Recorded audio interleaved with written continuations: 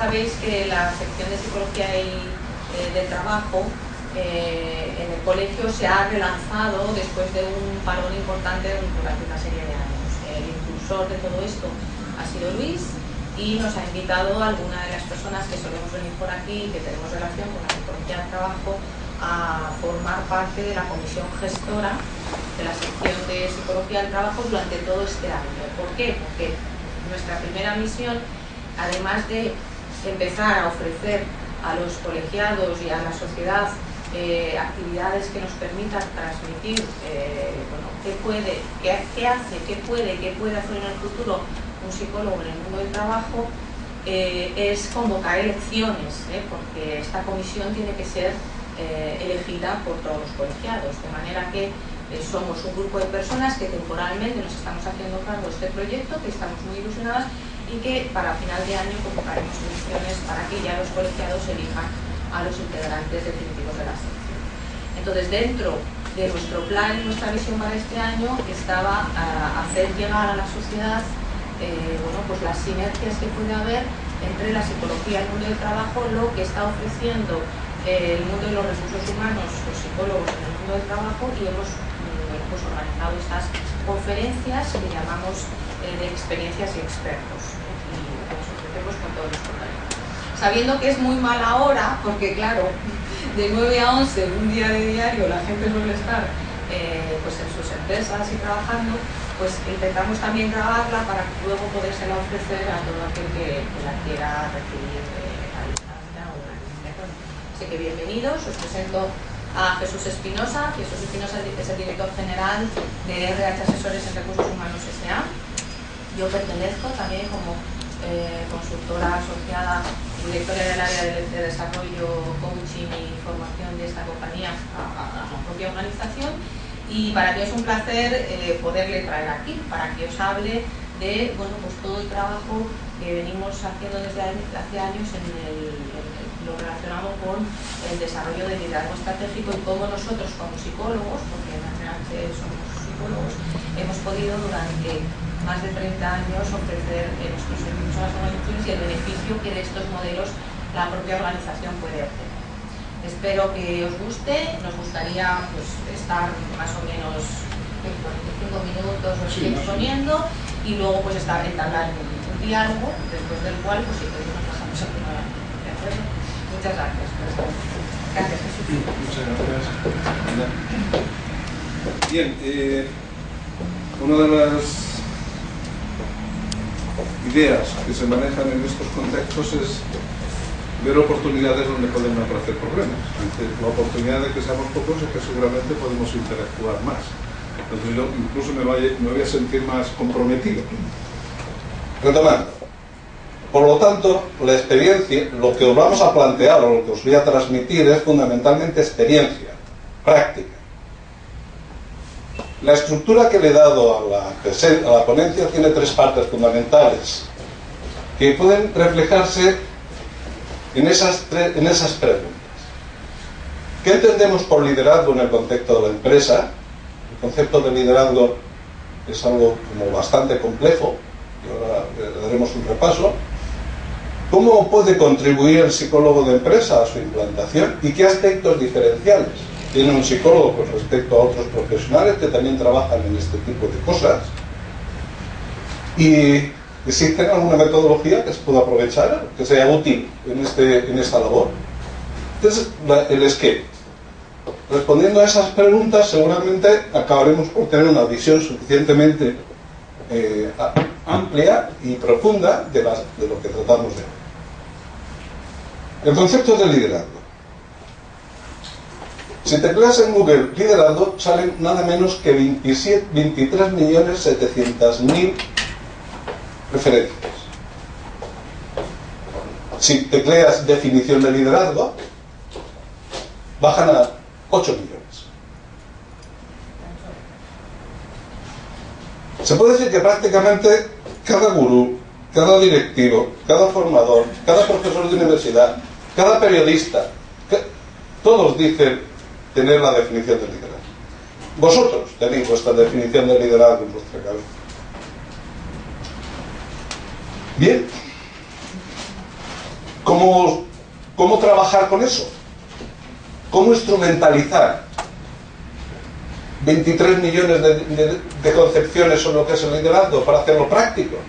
La pregunta es, ¿cómo hago yo para instrumentalizar eso en la empresa y que me sirva como modelo de actuación? Que es lo que tiene que hacer una empresa, ¿no? Vamos a tratar de responder esa pregunta. Si habláis o pensáis en términos de líderes, ¿qué os viene a la cabeza? Adelante, decidme. ¿Qué imagen os ha surgido a la cabeza? Ahora mismo. Adelante. Sí, pero cuando hablas de líderes, personas concretas que te vienen a la cabeza. ¿Quién? Obama. ¿Quién? Ánimo. ¿Perdón? Un líder. Ánimo. Uno. ¿Quién viene en la cabeza? Gandhi. Gandhi. Otro. Ánimo. La Madre Teresa. La Madre Teresa de Calcuta. ¿Otro? Nada, no os viene imagen. Os estoy reprimiendo. Vicente del Bosque. Vicente del Bosque. Otro. Angela Merkel. Angela Merkel. Otro. Emilio Botín. Emilio Botín. Seguro, vienen personas a la cabeza inmediatamente. Porque mentalmente estás llevándote a un modelo que bajo tus creencias de lo que es un líder representa bien esa figura. Luego entraremos un poco en ese detalle, pero siempre que se pregunta eso, aparecen siempre los mismos nombres. Siempre aparecen los mismos nombres. Jesucristo suele aparecer con frecuencia. Claro, ya es menos frecuente que aparezca este señor. ¿Sabéis quién es? Mahoma. Pero cuando hay en la sala, cuando se tratan estos temas, hay personas de religión musulmana, sale Mahoma como líder. Siempre salen los mismos. Y la pregunta es, ¿qué tienen en común estas personas para que puedan ser considerados como líderes? Tienen seguidores. ¿Qué más tienen en común?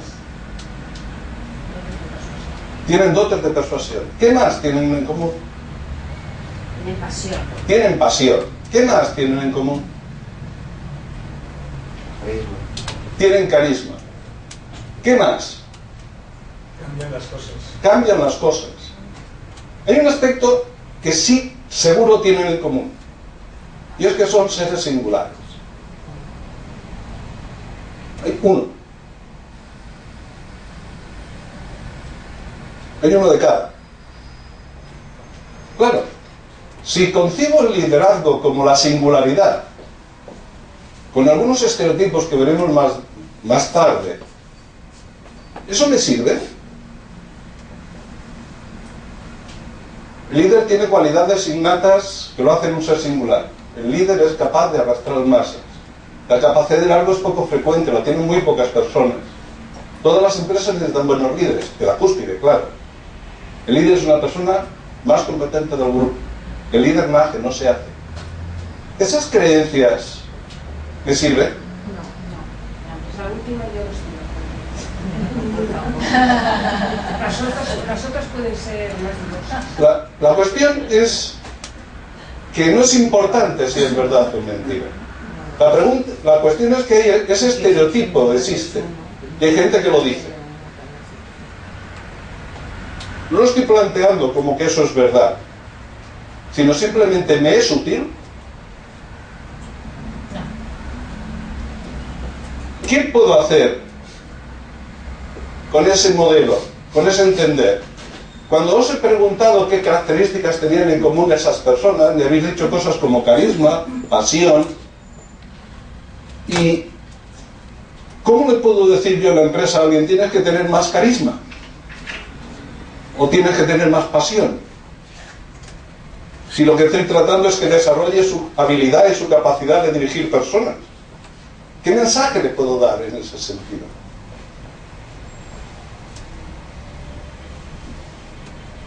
No me resuelve el problema.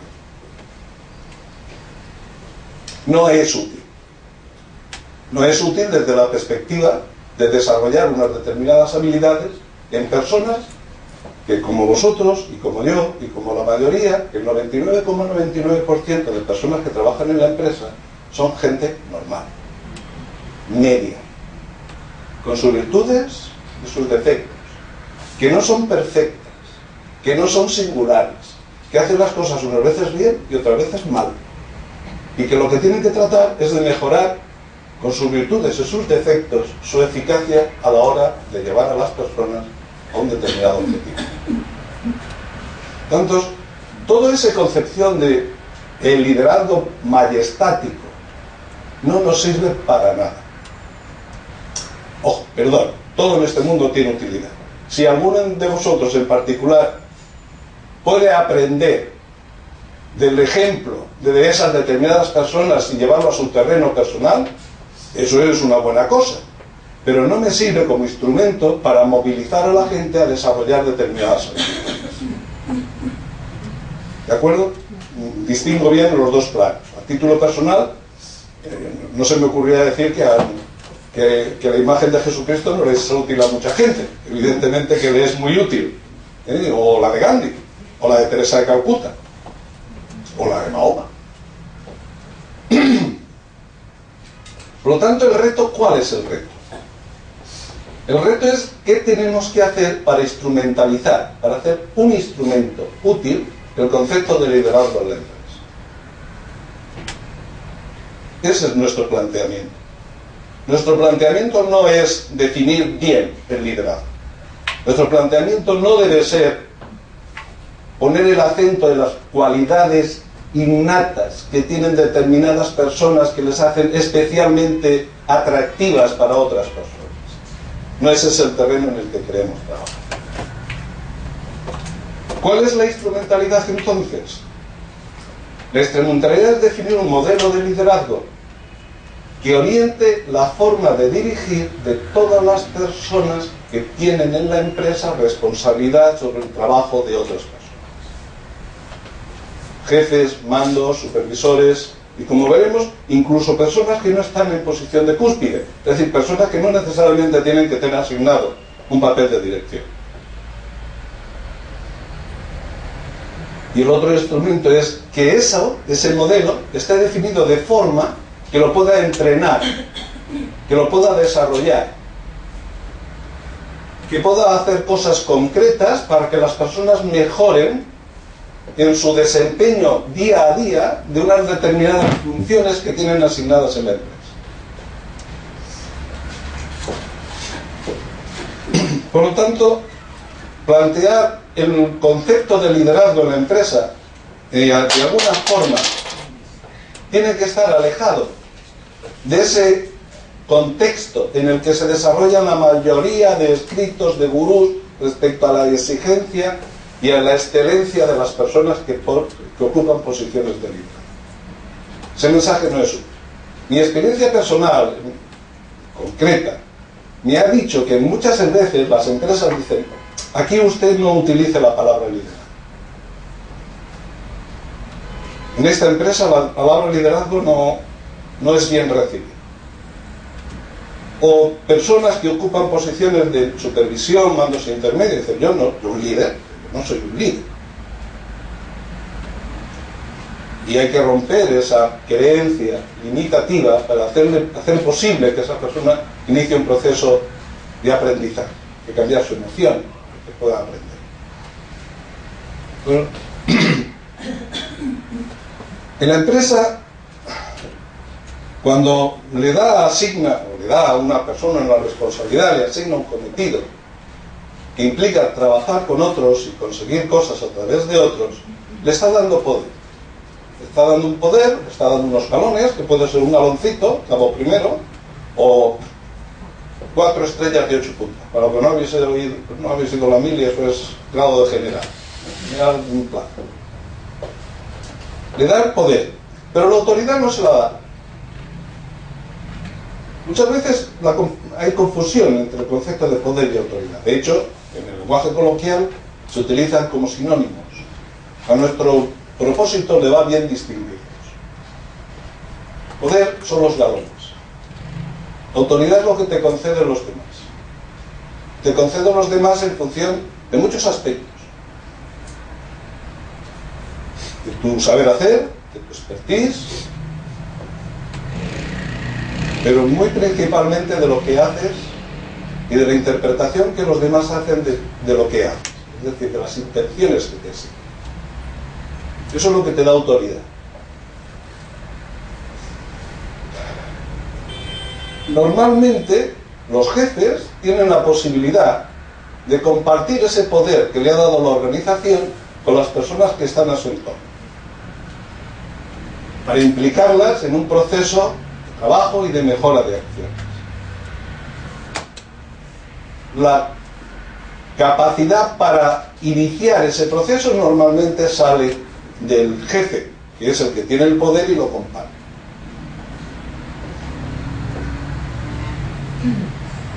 Por lo tanto, podríamos empezar a entender el liderazgo como la capacidad o la disposición, es una elección personal.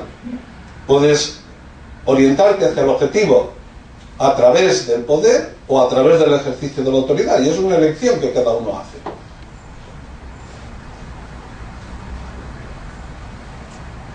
Por lo tanto, liderar sería conseguir las cosas utilizando como fundamento la autoridad para no tener que utilizar el poder. Si bien hay una paradoja en eso, si el poder que te da la empresa no lo utilizas de forma inteligente, es decir, que cuando lo tienes que utilizar lo utilizas, o excedes en el uso del mismo, en ambos casos, por razones distintas, pierdes autoridad.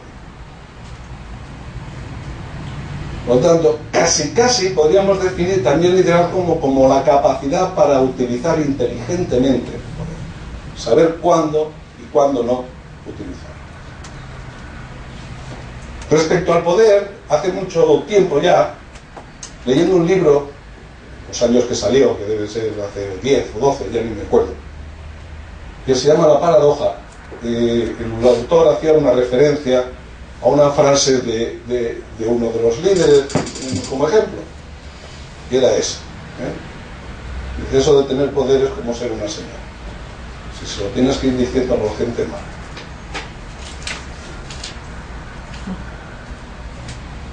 Me llamó la atención, me gustó y bueno, se convirtió en una frase.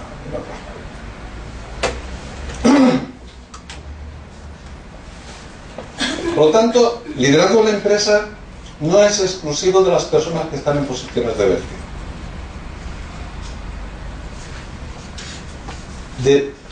Desprendido de cualquier connotación de tipo majestad. Estamos hablando a personas normales, medias, con virtudes y con defectos. Seguramente con niveles diferentes de integración, de motivos y valores distintos, de intereses diferentes. No son personas excepcionales las con las que trabajamos. Presente en todos los niveles y estamentos. Cualquier persona en un momento concreto puede hacer que las cosas ocurran, que es la manera de cómo nosotros tratamos de definir el liderazgo. Influir para que las cosas ocurran.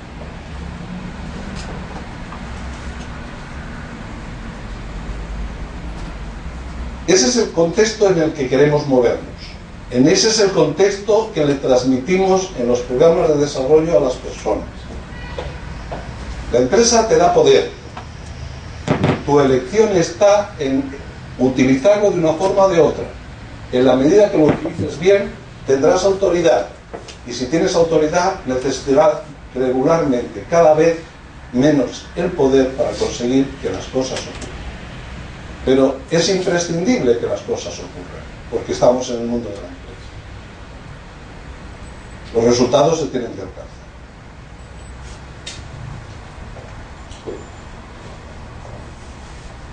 Eso no se consigue de una sola manera. Si habéis hecho alguna reflexión sobre cómo han evolucionado los paradigmas de la dirección, en el transcurso de los tiempos, cuando se empezó a hablar de estos temas, cuando se empezó a hablar, no cuando existían, desde que el mundo es mundo, allá por los años, principios de los años del siglo pasado, años 1900, 1915, la figura de Taylor con la organización científica del trabajo y los modelos mecanicistas y las creencias que reflejaban la teoría X de MacGregor, no sé si estoy utilizando un término excesivamente, si es un contexto conocido, y lo que se llama la dirección por instrucciones, que es porque de esos momentos evolucionó hacia modelos de dirección por objetivos, y la dirección por objetivos se hablaba de modelos de liderazgo. Motivación y liderazgo sabéis que son como la cara y la cruz de la misma manera, depende de cómo crees tú qué es lo que le motiva a la gente, pues entonces así la diriges. Y ese es el principio de la dirección. Dirección y liderazgo también es cara y cruz de la misma manera, no se pueden diferenciar. A mí no me parece apropiado el poner el líder y el director y el directivo como en oposición, como dicotómico. Son dimensiones, facetas de la misma acción. En esos momentos se hablaba del liderazgo universalista, los modelos universalistas, en el sentido de que los teóricos, Nakamoto como representante más último de esa escuela, decían, hay un mejor modelo, hay una mejor manera de dirigir, hay una mejor manera de ser líder, y usted tiene la obligación de conducirse hacia ella. Aquello de la integración de la orientación a la tarea con la integración de la orientación a las personas, que la que hablaba Mutton en el modelo ejecutivo, en el modelo integrado. Bueno, con el tiempo eso pasó también y se hablaba de modelos de liderazgo situacional. Ahora es donde estamos. No hay una única manera de dirigir. No hay un patrón de comportamiento directivo útil siempre y en todo lugar. Hay tantos líderes o tantos modelos eficaces de liderazgo como líderes eficaces. Por lo tanto, es absolutamente personalizado y adaptado a cada situación de cada empresa, de cada puesto y de cada persona la manera de ejercer esa función de liderazgo. No valen tener patrones predefinidos de lo que es ser un buen líder. No es útil. Lo que no significa que no haya determinadas formas de comportamiento que son más apropiadas que otras y que puedan tener una cierta valía en cualquiera de las situaciones. Evidentemente, ser honesto es mejor que ser un taimado. Es obvio que es este, sí. Intentamos son los valores. Pero la forma de dirigir, la forma de poner el énfasis en determinadas facetas del liderazgo depende de cada situación, de cada contexto, de cada grupo de personas, de cada empresa, de cada puesto. Por lo tanto, sería baldío el esfuerzo de definir un patrón predefinido de antemano. Usted debe ser. Deberíamos tacharlo del diccionario. Usted debe ser. Hay que tacharlo. Bueno. Desde hace mucho tiempo trabajamos. Elena tiene mucha parte de aportación en ese terreno. En el RH con una metodología que llamamos Improving, que parte de un proceso en el que comienza por una autorreflexión, un insight personal sobre dónde estoy, qué soy, qué hago, cómo hago las cosas, los porqués y los para qué, que ya sabéis que ese es otro terreno interesante a investigar. Y a partir de ahí puedo desarrollarme, puedo aprender y puedo mejorar mi capacidad de dirección. Si no fuera así, ¿para qué gastar dinero en un proceso de formación? Si las cualidades son innatas, ¿para qué dedicar tiempo y esfuerzo a mejorarlas? Si son innatas, son difícilmente modificables. Bien, ese es un contexto en el que vamos a trabajar, desde esa concepción del liderazgo, que insisto, no es mi propósito discutir si es verdad o es mentira, si estáis o no estáis de acuerdo, es nuestra manera de enfocarlo. No estoy diciendo que no sean ciertas todas esas 27 millones de páginas en Google que hablan de liderazgo con otros planteamientos. Seguramente también tienen sus pros y sus puntos fuertes y sus puntos de mejora. Estoy hablando de cómo es la concepción con la que nosotros trabajamos y un poco las razones que lo sustentan. ¿No? ¿Y el psicólogo? ¿Cómo puede contribuir en este terreno? Bueno, ante esa pregunta yo he tratado de ver unos pasos críticos en la implantación de un modelo de liderazgo A lo mejor he olvidado alguno, que si me ayudáis a completarlo, pues lo agradeceré. Y a lo mejor he puesto énfasis en algunos aspectos que vosotros consideréis secundarios, que también es probable. Igualmente aceptaré no, me parecerá igualmente enriquecedor por vuestra parte ese modelo que trato de poner. En un primer paso en la implantación de un modelo de liderazgo, que es entender cuál es la cultura de la empresa. La cultura desde el punto de vista del liderazgo.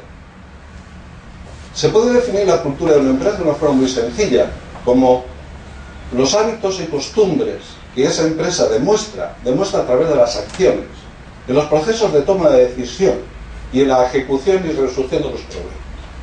¿Cómo se hacen las cosas en esta empresa? ¿Cómo se toman decisiones? ¿Qué se tiene en cuenta? ¿Cuáles son los criterios que se utilizan para tomar esas decisiones? Y los valores se ven fundamentalmente en los momentos críticos, no en los momentos en los que las cosas van bien, sino cuando hay un problema grave. ¿Por qué se despide a una persona? Ahí es donde se ven los valores. Los valores no se ven en las letras doradas de un eslogan puesto en la pared. Los valores se ven en el momento concreto de tomar decisiones difíciles. Pues el análisis de esos patrones comportamentales que la empresa pone en juego cuando tiene que tomar decisiones difíciles, el psicólogo tiene seguramente una posición más fundamentada para diagnosticarlos, para descubrirlos, identificarlos y diagnosticarlos, y ponerles palabras, describirlos, conceptualizarlos, sería la palabra. En función de ese diagnóstico de cultura, que sería tanto como decía nuestra metodología de Improving, conocer la situación de partida, dónde estoy, de dónde parto, vendrá, y en función de los objetivos que tenga la organización establecidos, que eso quizás no le corresponde al psicólogo, aunque participe en ellos, definir cuál sería el modelo más oportuno para que toda la organización se encamine hacia esos objetivos, hacia ese futuro predecible, que es a fin de cuentas un objetivo. Pero también es importante definir la diferencia que hay entre la cultura y el objetivo y las prácticas, porque los valores son, ¿cómo decir?, son criterios de actuación, son principios de actuación no siempre alcanzables. Casi es el norte que orienta el comportamiento de la persona hacia un objetivo, hacia un ser que a lo mejor no alcanza nunca, porque somos débiles, porque somos carne, porque no tenemos la capacidad de hacer todo lo que queremos. Entonces, las prácticas son reflejo de la cultura, pero distintas en cada persona. ¿Qué hace cada fulano, cada persona, cada directivo, cada mando a la hora de dirigir personas? ¿Cuáles son sus criterios y cómo actúan? Una vez definidos los gaps que pueden existir entre los modelos a los que quiero ir, los modelos que en principio van a conducir mejor a la organización hacia el logro de sus metas, hacia el logro de sus objetivos, la cultura, que es los valores que subyacen en la organización y que hacen premiar unas cosas y castigar otras, y las prácticas de las personas que están en posición de ejercer esa función directiva, y con esos tres elementos yo tengo ahí gaps, tengo situaciones de desequilibrio, carencias, puntos fuertes, áreas de mejora. En función de todo eso habrá que diseñar programas de formación, programas de coaching, programas de lo que sea.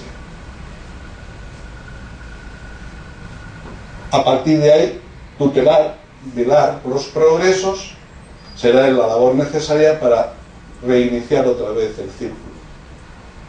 Porque la empresa es algo dinámico, no es algo estático. Queramos o no, los tiempos pasan y cambian, las circunstancias cambian, las necesidades cambian, las personas pasan, las empresas permanecen. Y en cada momento, cada organización necesita continua y constantemente renovación. Aprender, desaprender, crear nuevas estructuras, adaptarse a los cambios, prevenir cambios y anticiparlos, etc. Sabéis que... Entonces, en cada uno de esos momentos hay tareas que el psicólogo debería hacer. Definir los valores, definir, conceptualizar, identificarlos y escribirlos para que sean evidentes para personas que después tienen que utilizarlos como criterios de decisión. Un valor no es sino un criterio para tomar decisiones. Si analizáis el concepto de valor en la filosofía, dice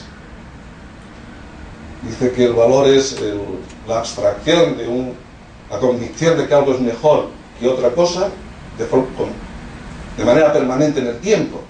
Y eso me da un principio de actuación, y el principio de actuación es lo que me permite tomar decisiones y actuar de una determinada manera. Valor y principios, otra vez, serían facetas de la misma realidad.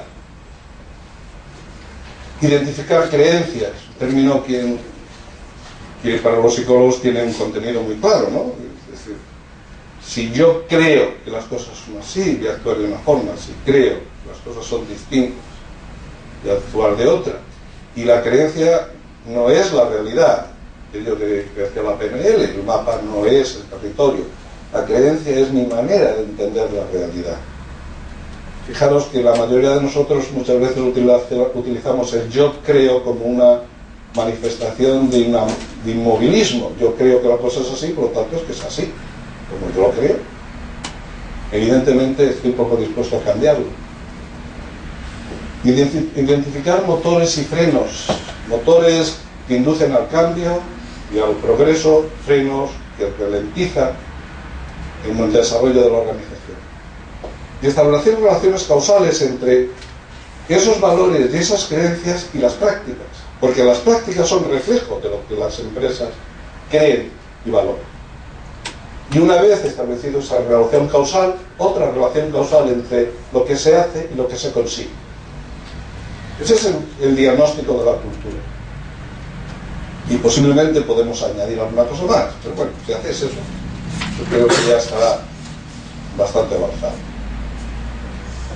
Una vez identificada y definida la cultura de la empresa, que está en el ADN, que se ve, que se nota, otra cosa es que sea fácil conceptualizarlo, como digo, se definen modelos. Definir modelos es definir competencias.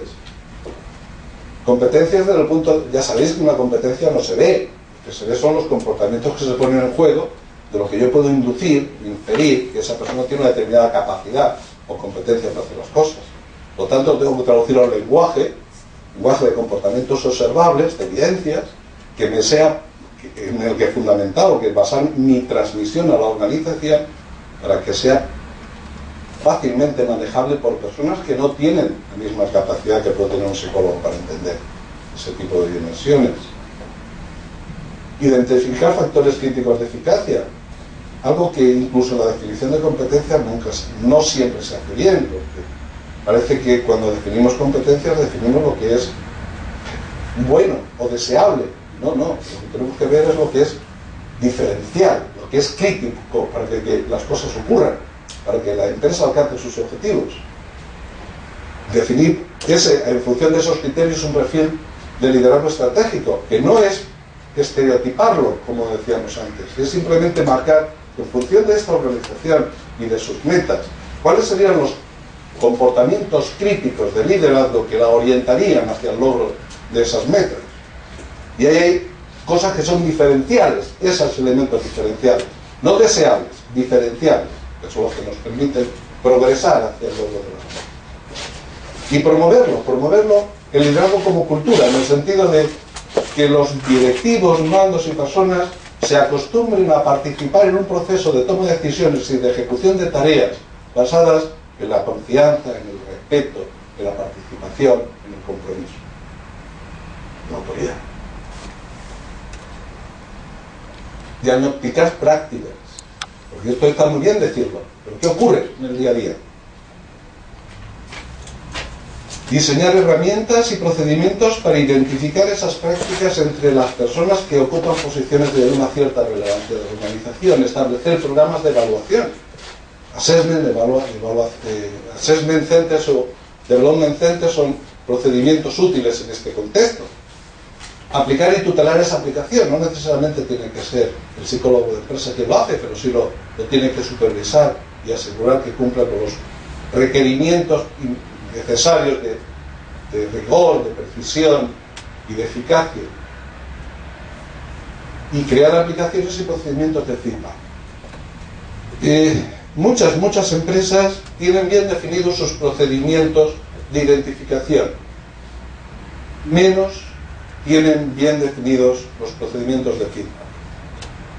Más complicado, porque el feedback normalmente lo tiene que dar, o lo debería dar, el responsable directo de la persona. Y el responsable directo de la persona, volvamos al principio, dice: esa no es mi función. Mi función es que salgan coches. Pero decirle a fulano que lo ha hecho bien o lo ha hecho mal, ya lo sabe. Uno de los grandes retos de esa aplicación es que el psicólogo sea capaz de implicar a los mandos.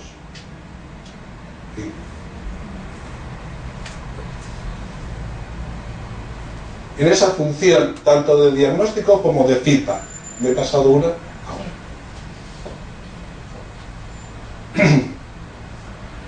Para eso, la metodología bien definida, las herramientas bien diseñadas y los procedimientos bien entrenados le facilitan la labor de que la organización, que es la que tiene que tener la responsabilidad de línea del día a día, lo pueda ejecutar con mayor.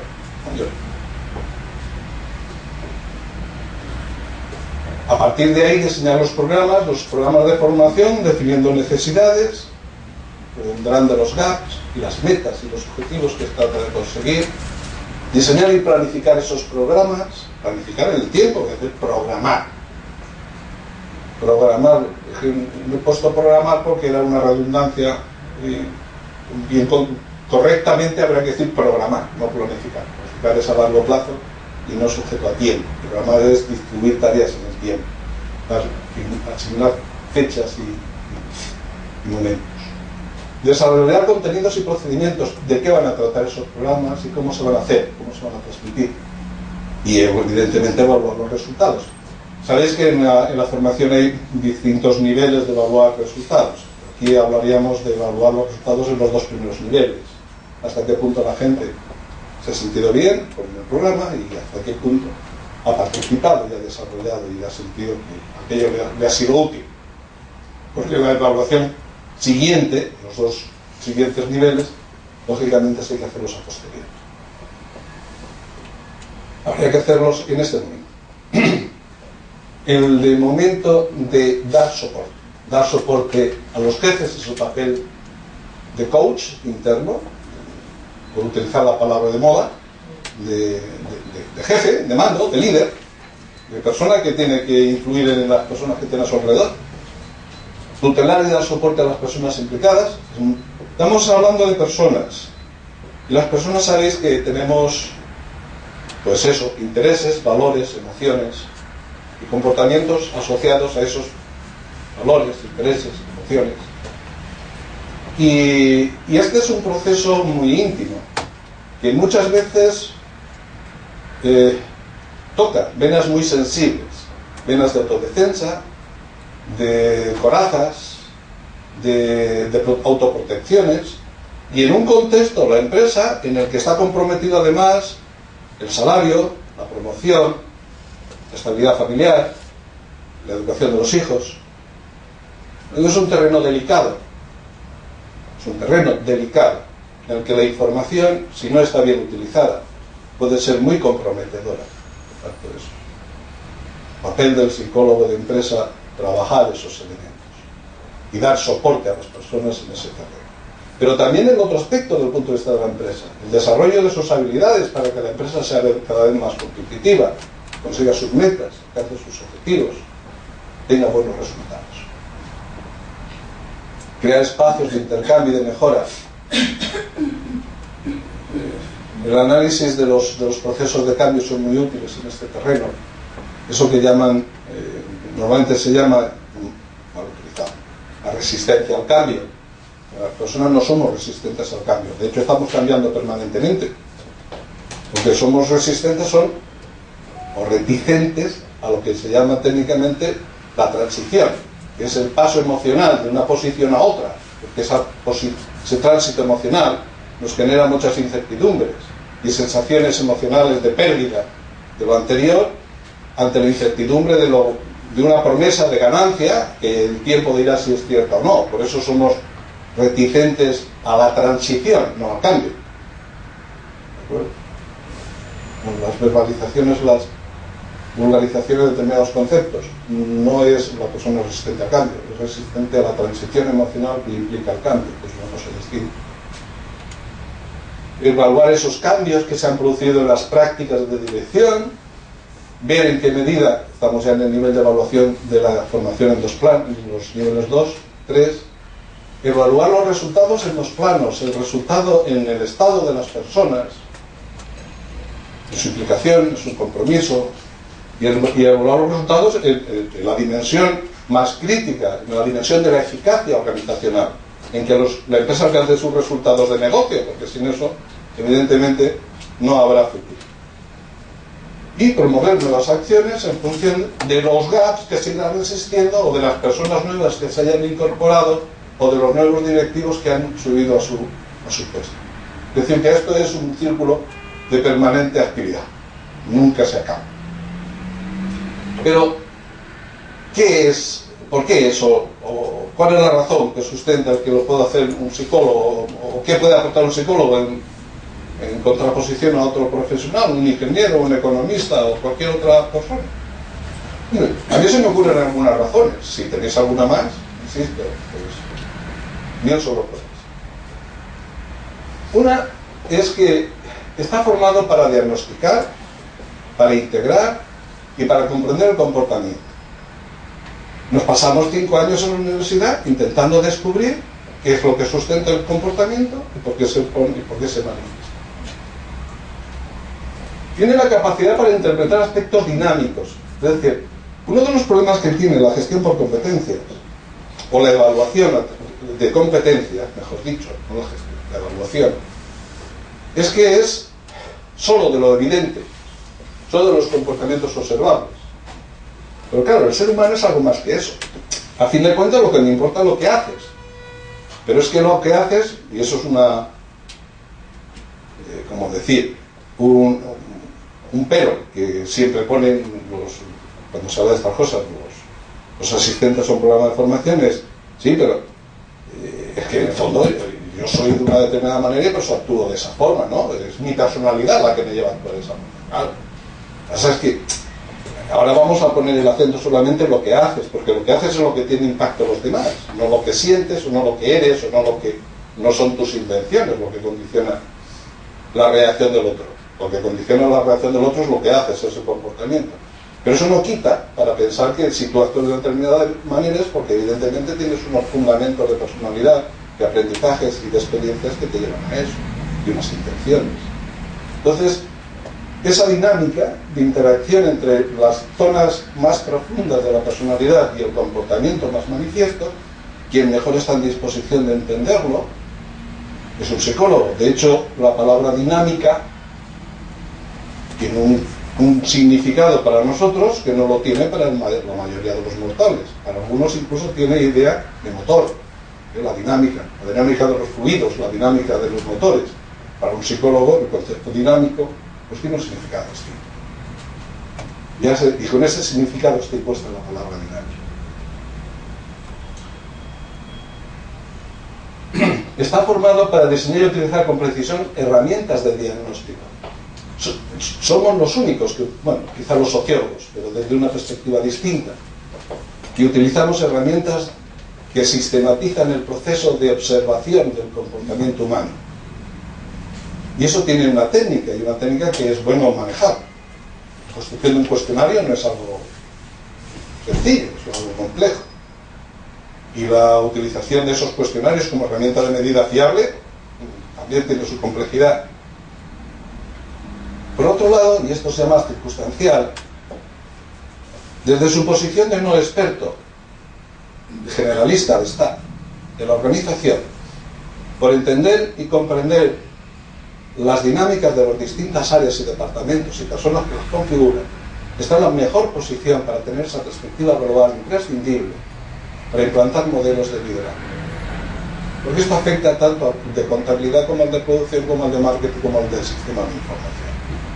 Y es el psicólogo de empresa, desde esa perspectiva global, el que está en la mejor posición de juego en ese terreno. Su foco profesional se centra en las personas, al menos así me gusta entenderlo. Yo recuerdo de mi paso por la universidad que decíamos que una de las cosas que nos diferenciaba de los sociólogos es que los sociólogos utilizan el análisis de los grupos, grandes grupos, donde el individuo se diluye, el bosque, impide ver a los árboles. A nosotros nos interesan los árboles. Nos interesan las personas como seres singulares, conocer sus motivos, emociones, intereses, comportamientos, valores. Por lo tanto, desde esa mejor concepción de la persona y de nuestro interés profesional centrado en las personas, pues nos facilita el que muchos de los elementos que hemos visto antes, de apoyo, de soporte, de preocupación por la gente, pues estamos en mejores condiciones, al menos a priori, que otras personas. Que el interés por las personas no es algo, como decir, diferencial de los psicólogos, simplemente digo que es profesionalmente lo que nos hemos formado. ¿De acuerdo? Bien, entonces,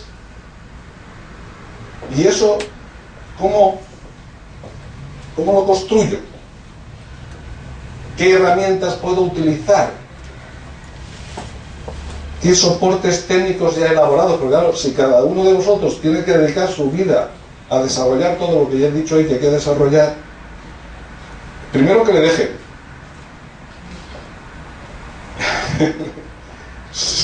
Le dejarán si es capaz de venderlo bien, si es capaz de liderar el cambio, el concepto ese que se utiliza con cierta frecuencia, el liderazgo transformador, ¿no? Es capaz de transformar su organización y la mente de su jefe, de su director general, para que lo pueda hacer. Bueno, la estrategia de cómo venderlo ya os la dejo a vuestra elección, o a vuestro reconocimiento de vuestra realidad particular. Pero sí que nosotros hemos desarrollado esa metodología.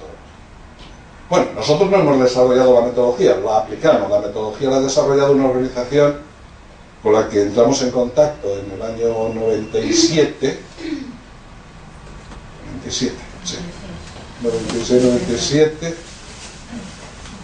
y que se llama Management Research Group, una empresa americana, que desarrolló desde esos años unas metodologías, unos cuestionarios para identificar comportamientos eficaces y no eficaces en la labor directiva. Primero ponía el acento en el management, en lo que eran los poderes, después transitó hacia el concepto de liderazgo como principio de autoridad, como ejercicio de autoridad, y que son herramientas que se validaron en España allá por el año, que sería, no, 97, he dicho 79, no, 96, he dicho 96-97. Se validaron en España en el año 89. En el año 89 se validaron. La razón de que entráramos ahí es que yo era una de las personas que estaba en el grupo de control de validación, y eso es lo que nos ayudó a establecer contacto con ellos. Esta organización, Management Research Group, ha generado una... 5 minutos se acabó. Ha organizado una metodología que se llama Strategy Leadership Development, que tiene como fundamento una herramienta de diagnóstico que se llama Leadership Effectiveness Analysis, el análisis de la eficacia directiva. Tenemos el compromiso utilizado en inglés por el copyright, pero bueno, ese es el modelo. Entonces, ¿qué es el SLD? Pues es una metodología de intervención en implantación y desarrollo de modelos de liderazgo. Desde ese principio que he dicho al comienzo, que no es conveniente olvidar, que es que no estereotipa. Se basa en cuestionarios estadísticamente fiabilizados, validados y baremados. De hecho, la base de datos última con la que trabajamos es de 2005. La última es de 2007. El último grupo normativo es 2007. Y en el mundo hay algo así como 500.000 hace unos años, 600.000 registros. La base de datos de comportamiento directivo que solemos comparar a los directivos españoles es la europea, con o sin UK. Sin UK son 36.000, con UK son 45.000. Ese es el banco de datos, el grupo normativo con el que trabajamos. Permite identificar comportamientos. No es, por lo tanto, un cuestionario que analice personalidad ni dimensiones innatas. Comportamientos. Es un modelo abierto, no evalúa, no es un programa para evaluar, es un programa simplemente de transmitir feedback. No estereotipa ni cataloga, no dice usted debe hacer o usted debería, no habla de eso.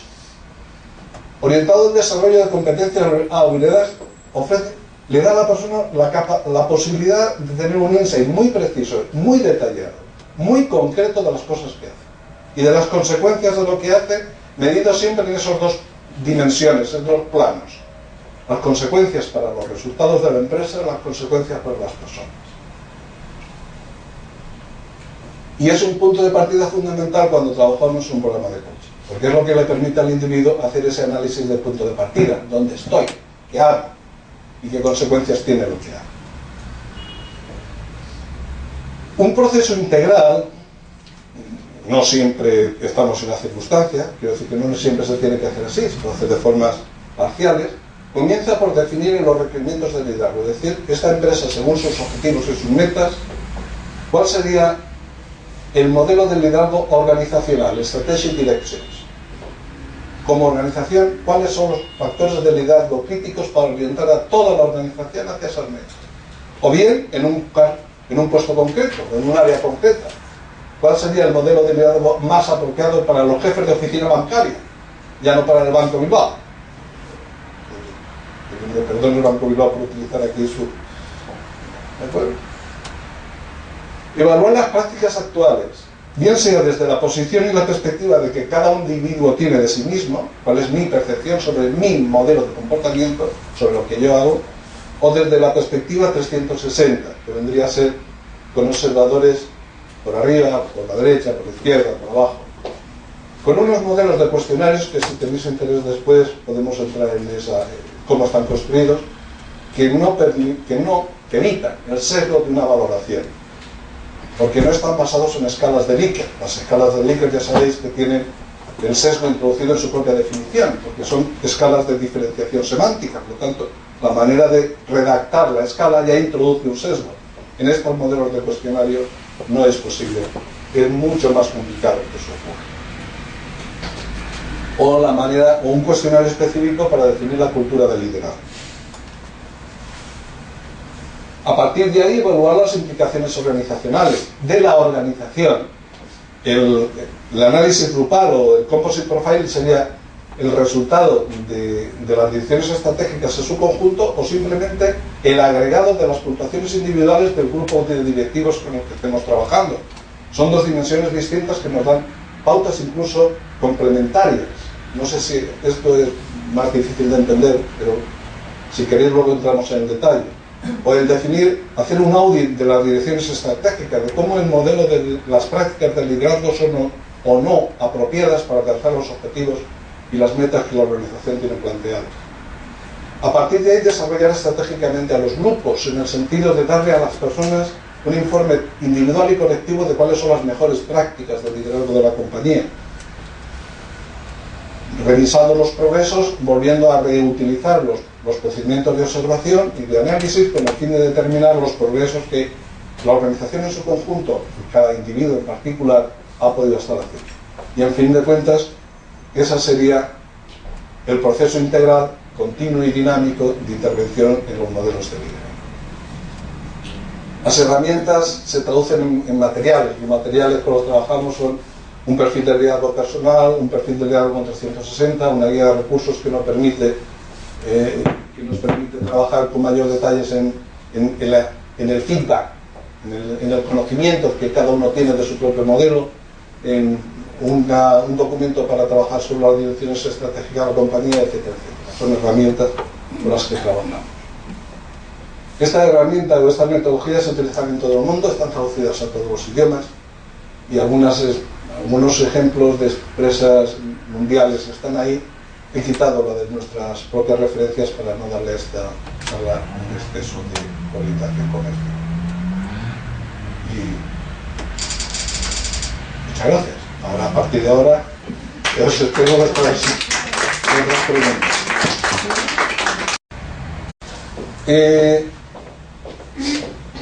Cuando empezamos a trabajar sobre... La pregunta es... Sí, que cómo recibe la plantilla, las personas de la empresa, pues este tipo de análisis, de estudios, de cuestionarios, porque históricamente, bueno, los recursos humanos tienen una imagen a veces... Tiene fama de, sí, de muchos test. Sí, otra herramienta, tal, ¿qué pasa, no? Entonces, bueno, pues me gustaría saber cómo lo recibe. Lo recibe bien. Lo recibe sin reticencias, si se ha hecho el correspondiente trabajo inicial de explicar que son herramientas de desarrollo, que no son herramientas de evaluación, que son orientadas a su propio desarrollo personal y que le va a servir para entender mejor su comportamiento directivo. En principio no solemos tener dificultades en ese terreno, lo trabajamos con mucho cuidado, incluso en la medida de lo posible teniendo un contacto personal e individual con la persona implicada, y no solemos tener dificultades. Muchas veces la reticencia está más en las personas que quieren aplicarlo que en las propias personas que después lo reciben. No tenemos dificultades. Evidentemente son herramientas que requieren unos predicamentos, y uno de los fundamentales es que esa información es privada y confidencial, que no va al Departamento de Recursos Humanos. Lo que no implica, porque no es óbice, para estimular a la persona a compartir sus resultados con otras personas, incluso con su jefe, en la parte que él considere oportuno. Alguna práctica que hemos hecho y de éxito, de buena utilidad, son las entrevistas a tres partes. La persona que trabaja con su jefe inmediato, su superior, que puede ser según el grado, pues en niveles muy altos, y nosotros, en las que hay un intercambio de expectativas, de valoraciones, entre comillas de valoraciones, y de compromisos respecto a cómo va a evolucionar en el futuro esa relación. No hemos tenido dificultades. Teníamos algunas más reticencias por parte de los compradores, no de los sujetos. Cuando empezamos con esto en el año 97-98 sí que era realmente complicado. Ahora parece que la cultura del desarrollo, del coaching, parece que lo facilita un poco. No tenemos experiencias negativas significativas, lo que no significa que no haya alguna persona que en algún caso se haya sentido mal, obviamente.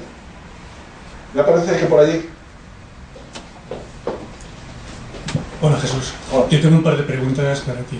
Una es, vamos a decir, un poco técnica y la otra es más de experiencia, más vivencial, ¿no? La primera es, te comento primero, yo he estado en muchos años trabajando en compañías de seguros, he vivido desde recursos humanos como business partner la implementación o el cambio del modelo de liderazgo en un grupo pequeño o luego en un grupo más grande.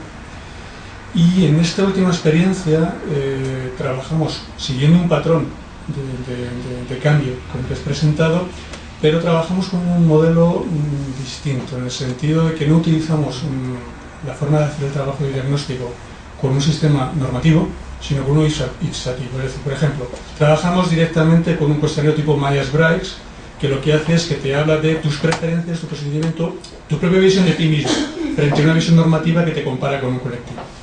Bueno, eso da unas ventajas y unas diferencias. Y ahí yo te quería preguntar, en tu experiencia, en tu conocimiento de modelos, bueno, realmente, ¿qué aporta o qué ventajas de más da trabajar con un modelo normativo frente a un modelo distinto exhaustivo?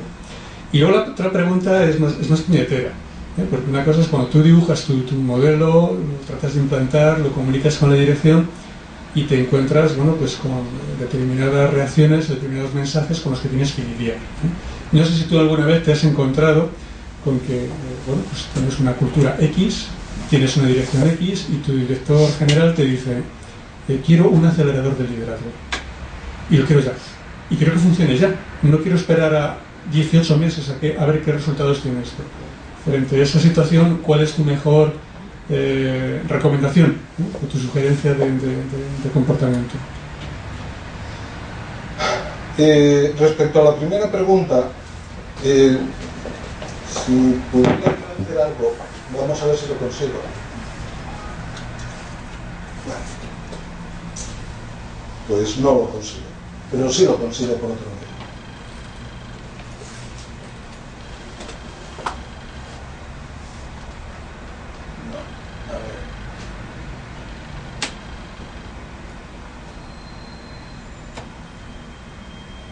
En vista que podría ocurrir esto, pues opté por hacer esto. Vamos a ver, este mismo. El tipo de cuestionario con el que trabajamos es un semi-ipsativo, en el sentido de que hay una respuesta cerrada, pero dentro de lo cerrado permite una gradación del grado de identificación en dos niveles, más completo y dudoso. La forma de rellenar el cuestionario, este es un cuestionario de observador, pues como veis se concentra en comportamientos. Como miembro de un equipo, escucha las ideas de los demás, sigue sus propias intuiciones, sigue fielmente los principios del grupo.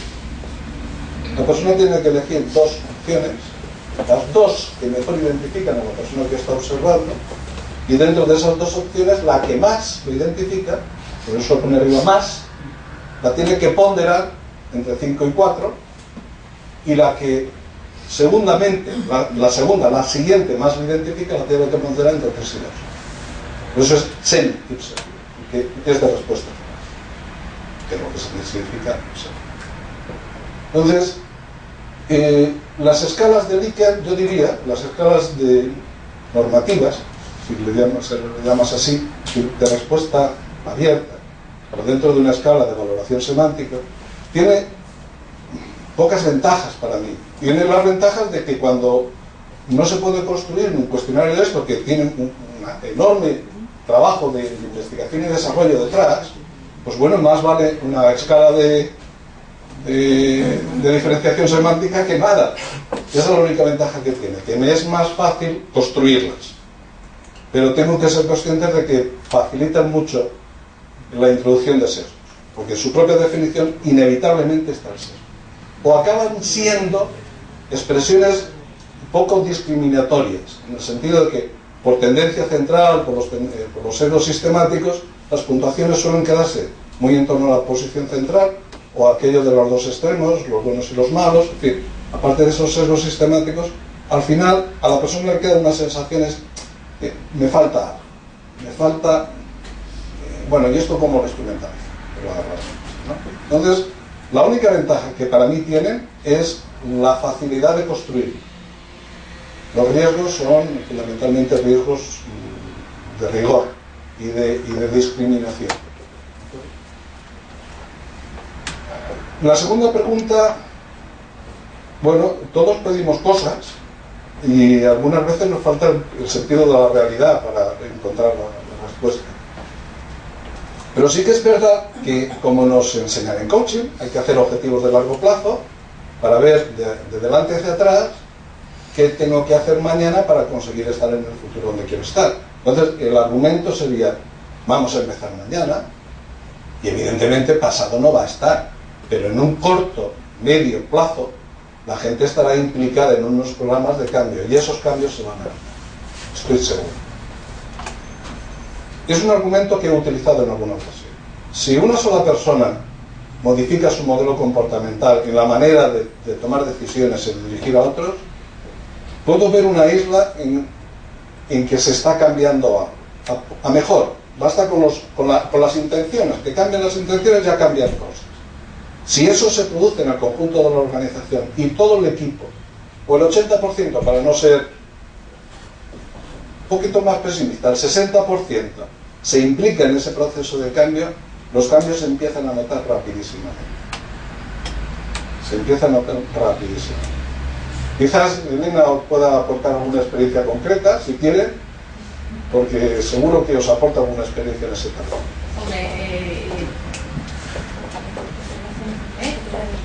Que salgas en la grabación.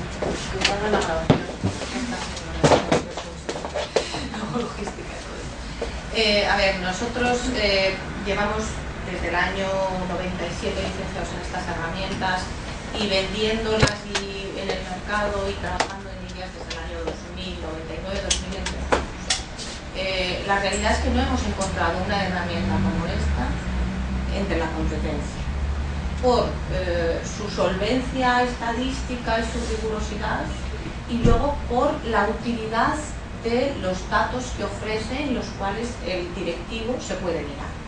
Para mí la base fundamental está en que transmite una foto en términos de comportamiento, y en términos de comportamiento que no se caracterizan ni se catalogan en buenos y malos. Ni si estás en 9 estás fenomenal y si estás en 0 estás fatal.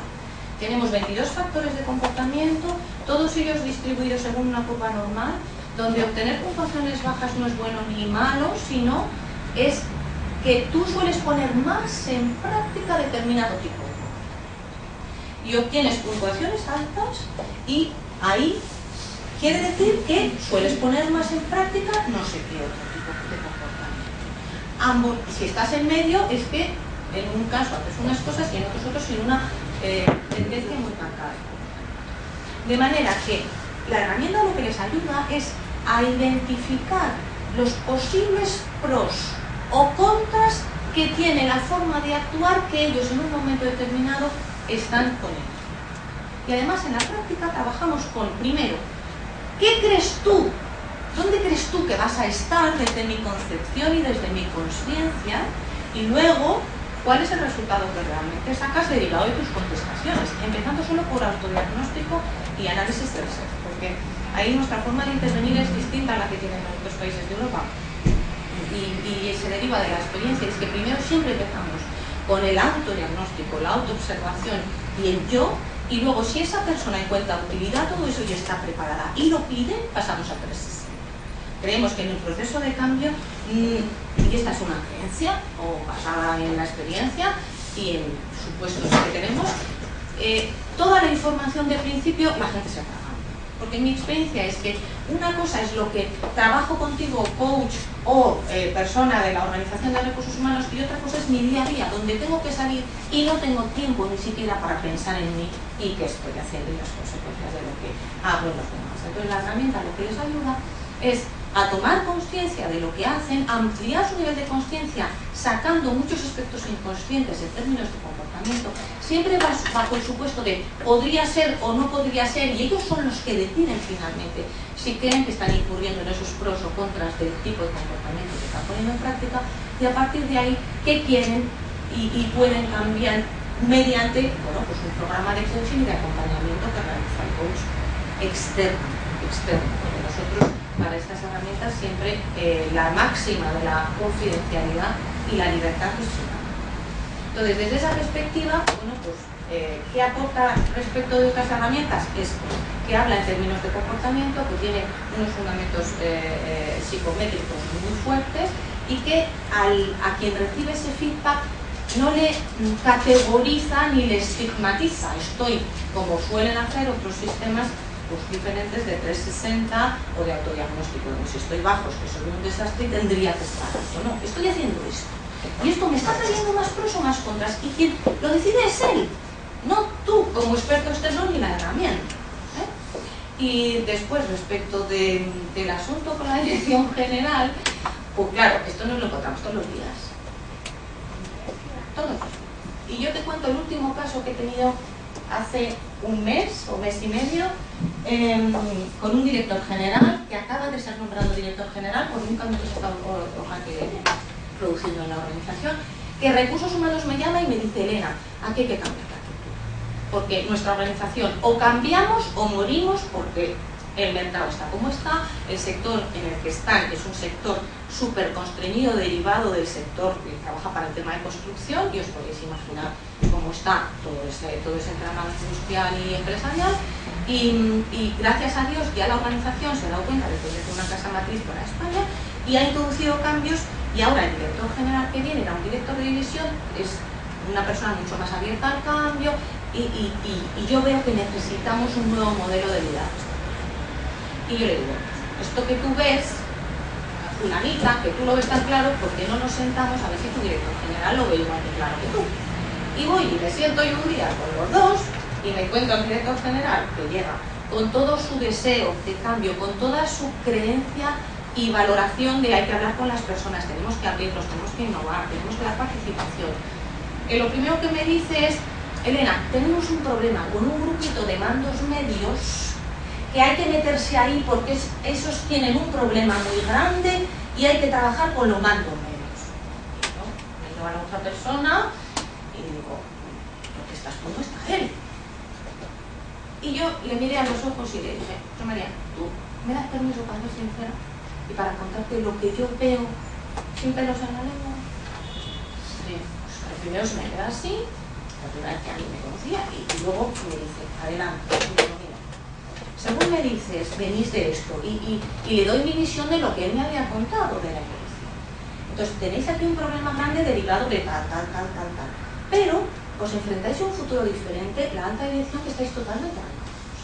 Entonces, él estaba tranquilo porque él, con su estilo de liderazgo abierto, ya había empezado a reunirse con las direcciones, a decirles, tenemos que cambiar, esto tiene que cambiar, y entonces, ya con esa aportación pensaba que toda la organización le iba a servir. Yo ya estoy haciendo lo que puedo, quiero y me parece que tengo que hacer. Entonces, bueno, pues yo intenté hacerle ver que si este cambio cultural que necesita la organización y que luego se plasmaría y trabajaríamos con ese núcleo de mandos que están hechos polvo, más adelante, es liderado y dirigido desde la organización, empezando a hacer cuerpo, empezando a crear visión de qué queremos la nueva dirección, qué valores son los nuevos, y eso, cómo se transmite en un estilo de liderazgo concreto, que son comportamientos específicos que cada uno de nosotros tiene que ejercitar en el día a día, porque los de abajo miran para arriba, y si no ven comportamentalmente, o sea, si no es coherente, lo pillan, o sea, que esto nadie nos enseña, es que lo traemos de serie. Entonces, claro, ya se me quedó así, y entonces fue entrando a efectivamente tenemos que empezar desde aquí, y esto tenemos que actuar ya, pero llevará tiempo, o sea, un cambio de cultura, un cambio de comportamiento, pues no se hace en 3 días, no se hace en 3 días. Entonces ahí es un poco trabajar en hacerles ver hasta qué punto sus expectativas están con los pies en el suelo o no, y sobre todo mostrarles cómo les puede salir. Un aspecto que no está quedando suficientemente claro es, estamos hablando de comportamientos, pero comportamientos directivos es lo que trabajamos con el LEA. ¿Cómo, como directivo, generas ideas, conceptualizas la realidad, visualizas situaciones? No en los grandes objetivos de la organización, en el día a día. ¿Cómo planteas el análisis de una situación, de un problema? ¿Cómo lo visualizas? Eso lo hacemos cada uno de forma diferente. ¿Cómo lo haces tú como directivo? Después, ¿cómo consigues que las personas se sumen a tu manera de ver la realidad? Porque al final de cuentas tienes que conseguir que sean los otros que hagan sus trabajos, y por tanto es vital que las personas tengan una percepción de esa realidad compartida contigo, al menos comprada, si no compartida, comprada, de que ese es el objetivo a conseguir y el modo de alcanzarlo. Eso lo llamamos conseguir la adhesión. ¿Cómo consigues la adhesión de tu gente? Pues, ¿qué haces para poner eso en práctica? ¿Cómo ejecutas las acciones? ¿Cómo vas al terreno en el día a día para ejecutar acciones concretas? ¿Cómo haces el seguimiento? ¿Cómo te orientas al resultado? ¿Cómo presionas para que los resultados salgan? Y finalmente, ¿cómo te relacionas e interaccionas con el resto de la gente? Esas dimensiones, que son crear una visión, conseguir la adhesión, llevar la visión a la práctica, hacer el seguimiento, conseguir resultados y trabajar en equipo, esas dimensiones son 22 factores de comportamiento los que lo analizan. Es decir, es un lenguaje absolutamente empresarial, que es otra de las grandes ventajas de este modelo. No es algo sacado del contexto de la psicología clínica, como muchas veces se ha hecho. No utiliza conceptos que son próximos o cercanos a factores de personalidad, sino estamos hablando de comportamientos concretos que se reproducen día a día en el mundo empresarial. Y eso facilita mucho el trabajar con directivos. Estamos hablando de un contexto que manejan día a día. ¿Cómo haces para meter a alguien en el carro y que reme al mismo tiempo que tú para alcanzar ese objetivo? ¿Cómo pones en juego tus comportamientos en esa carrera? Son otra de las grandes ventajas que tiene esta herramienta o esta metodología con la que trabajar. Es un lenguaje absolutamente empresarial. Los comportamientos del día a día de un directivo. El directivo que tratamos de que consiga las cosas por autoridad, no por talones. No sé si... ¿Querías preguntar algo? ¿Me ha parecido alguna idea por allí? ¿No? Pues a mí me surgió una idea.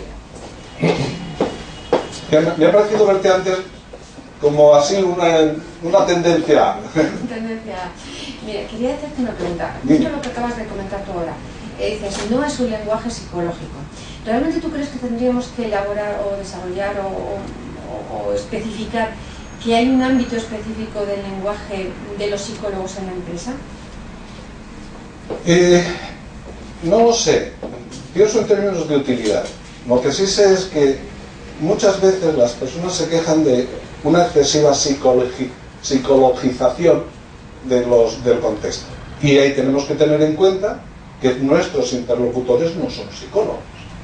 Entonces, en la medida que utilicemos un lenguaje que para ellos sea más comprensible, más cercano a su manera de entender la realidad, seremos más persuasivos. Conseguiremos mejor nuestros objetivos. Yo abogaría por utilizar en la medida de lo posible el lenguaje que para el otro es más operativo, más entendido.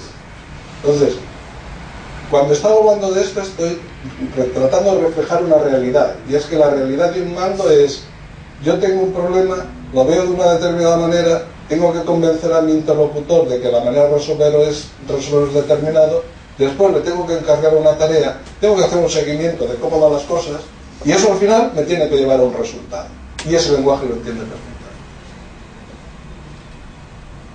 Luego, el cómo eso se traduce en comportamientos que yo le tendré que poner una etiqueta, obviamente ahí va a ser difícil que en algún punto no acabe con algún concepto un poco psicologista. Pero básicamente su proceso intelectual, su proceso de percepción de la realidad, entra muy fácilmente en esa manera. Un segundo más. Justo lo que estás comentando entonces es que es lógico, ¿no? O sea, yo tengo que ponerme en términos de lo que el cliente puede entender en mi lenguaje, o sea, ponerme en sus términos y por lo tanto no usar términos psicologicistas. Pero mi pregunta iba más allá, es decir, ¿en qué medida nosotros podemos dar valor precisamente a nuestro conocimiento y expertise como psicólogos, entiéndeme, en ese lenguaje del cliente? Yo creo que eso merecería una pregunta de coaching. ¿Y a ti para qué te sirve? Creo que los demás interpreten y hagas valer tu posición de psicólogo.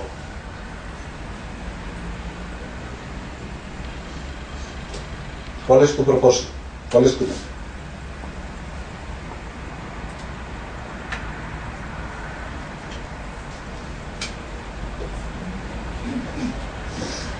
Cada uno responde lo que quiere responder.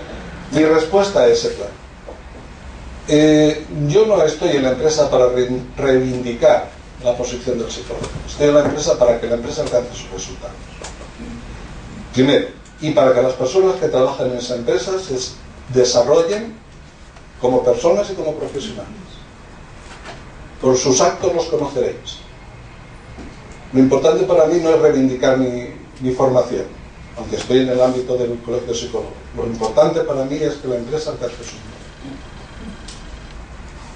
Y sin ánimo reivindicativo, disculpad que esto parece un tubato, sin ánimo reivindicativo porque no se trata de esto, sino Precisamente la pregunta era a ti como experto, como persona que tienes este bagaje tan impresionante y que nos has puesto toda esta información a nuestra disposición. Lo que yo realmente te pregunto es esto: ¿en qué medida el valor del psicólogo, aportamos valor como psicólogos a esto? Es decir, no usamos lenguaje psicologicista. En realidad, muchas veces nos estamos encontrando que otros consultores están haciendo, no psicólogos, están haciendo este mismo trabajo y utilizando nuestros mismos test.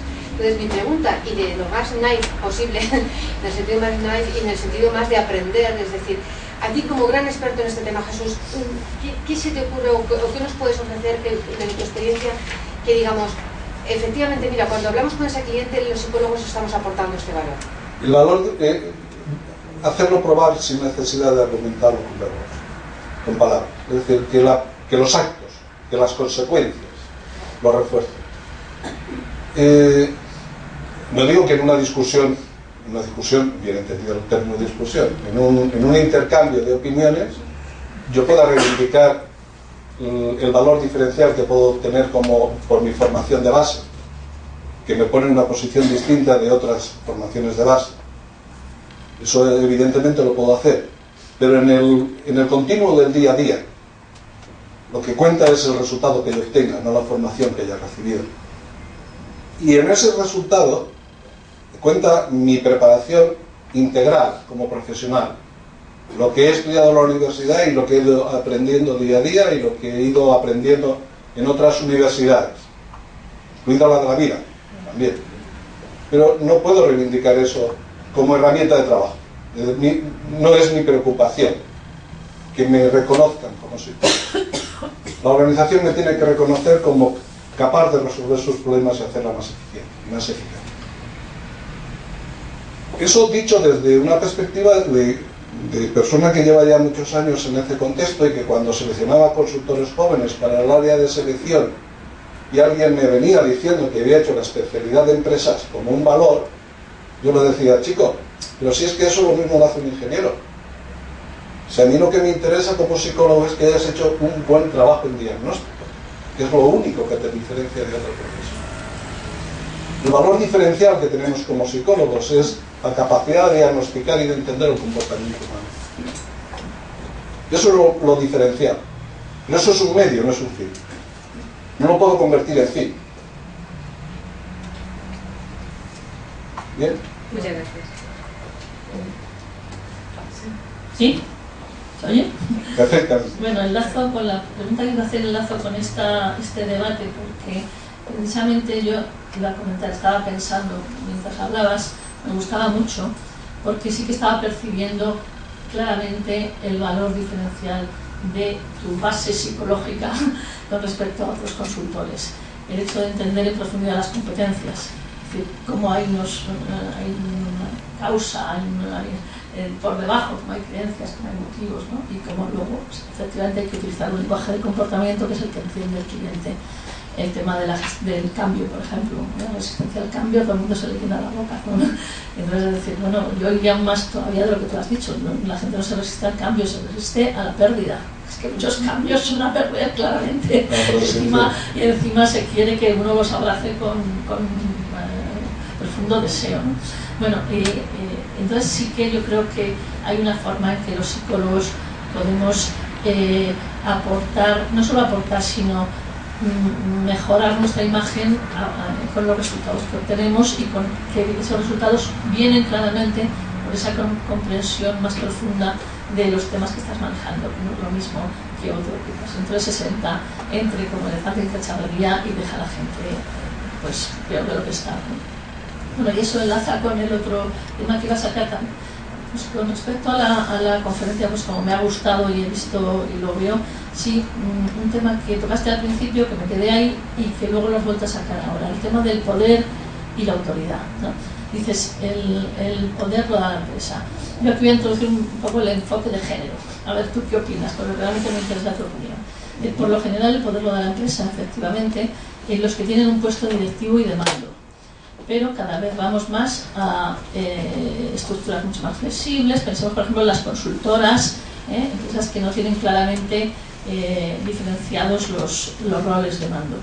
y también el tema, la experiencia, sabemos que las mujeres por lo general aceptamos más puestos de bastante responsabilidad y cero poder, ¿no? De tal manera que no tienes un cargo, pero hay que influir. Sería un poco casi al revés. Cuando decías liderar es, pues aquí lo voy a apuntar, ¿no? Liderar implica, dice, se refiere a la forma que tienen los directivos y mandos de compartir el poder, ¿no? O implica conseguir las cosas con autoridad sin necesidad de utilizar el poder. Bueno, ¿cuál es tu opinión o experiencia en relación con estos roles más difusos, por ejemplo los jefes de proyecto, que muchas veces no tienen una posición jerárquica, no ya solo mujeres, sino jefes de proyecto no tienen una posición jerárquica, influencia entre departamentos, tienes que conseguir cosas pero realmente la organización no te está dando ningún poder formal, incluso a veces puedes socavarlo.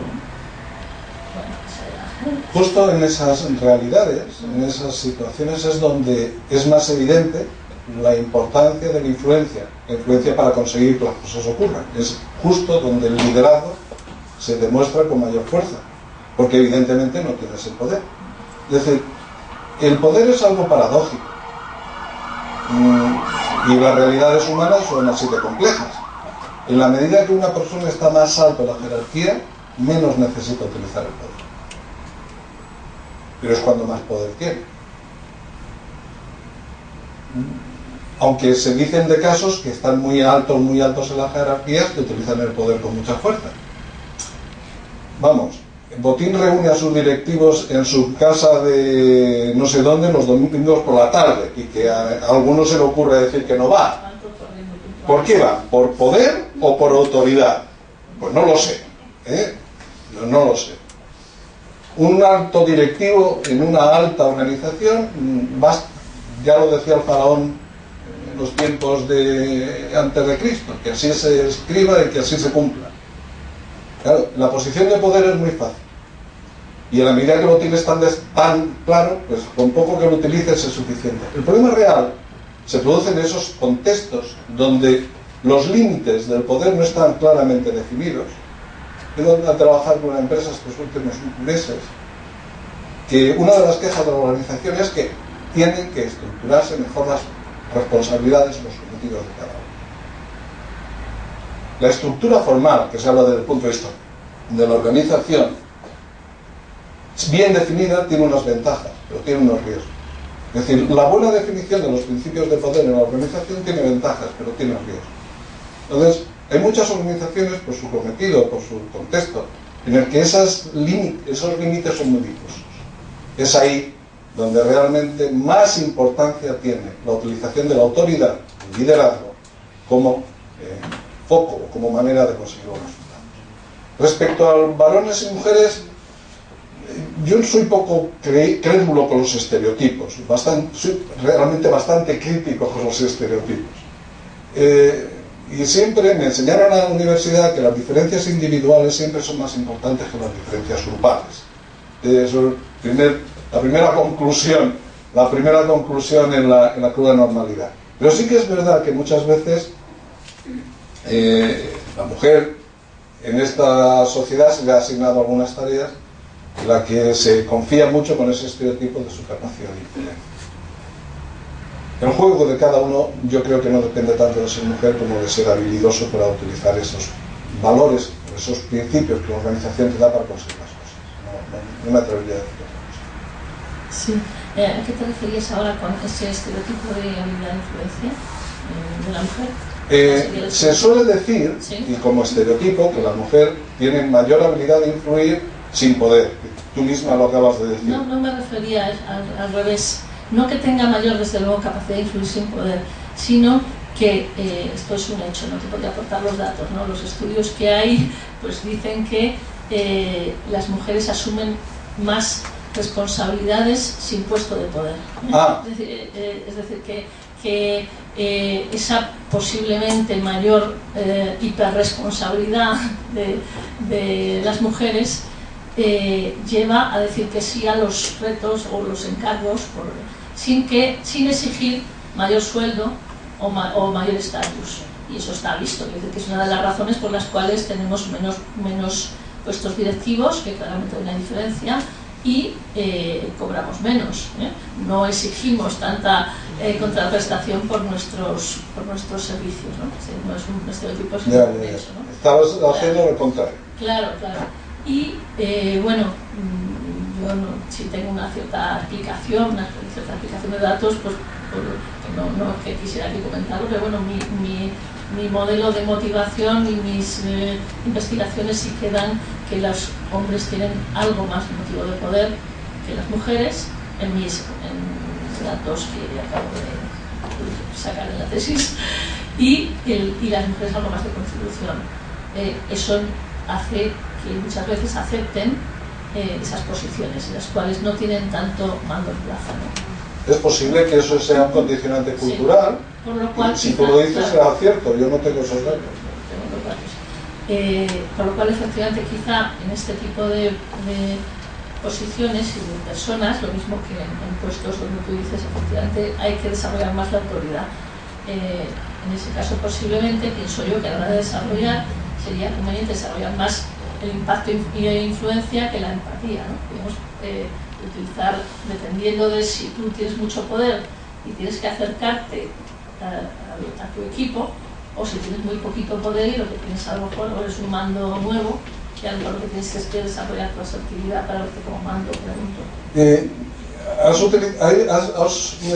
utilizado otro elemento que es el concepto de empatía.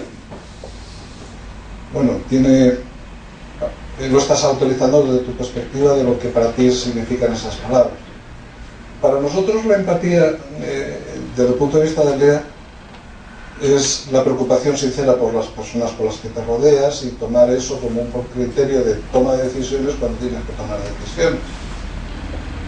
Y dentro del punto de vista de la labor directiva, la empatía tiene ventajas, una empatía muy alta tiene ventajas y tiene riesgos, y lo mismo, una no demostración de esa empatía, en términos de comportamiento no existen los no comportamientos, como todos sabéis, no voy a convencer de eso, pues también tiene sus ventajas, y cuando alguien lo pone en juego es porque le sirve de algo, y tiene sus riesgos.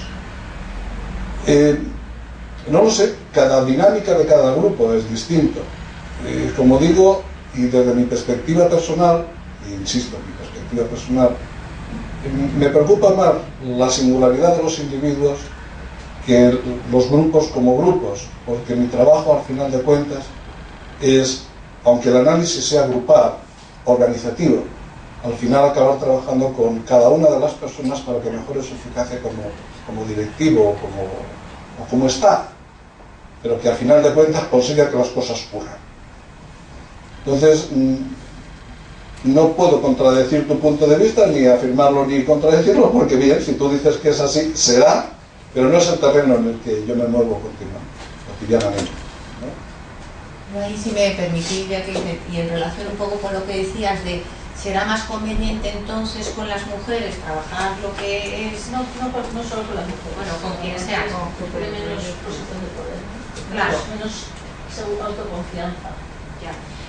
Lo importante es que nuestra manera de intervenir, y ya da igual que sea con esta herramienta que con cualquier otra, un programa de coaching y desarrollo va donde el coachee cree que tiene que trabajar. Y si me encuentro con una mujer que yo desde fuera creo, o incluso su director general, porque ella es directora financiera, cree que tiene que trabajar más el ejercicio de su poder, pues esa demanda se la podrá hacer el director general como exigencia de la organización y una necesidad del ejercicio eficaz de su puesto de trabajo.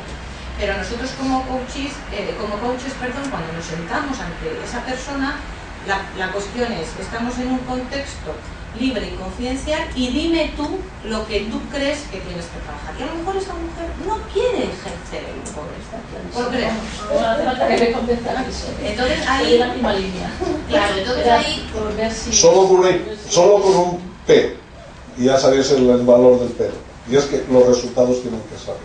Es decir, lo que no podemos olvidar que estamos en una empresa.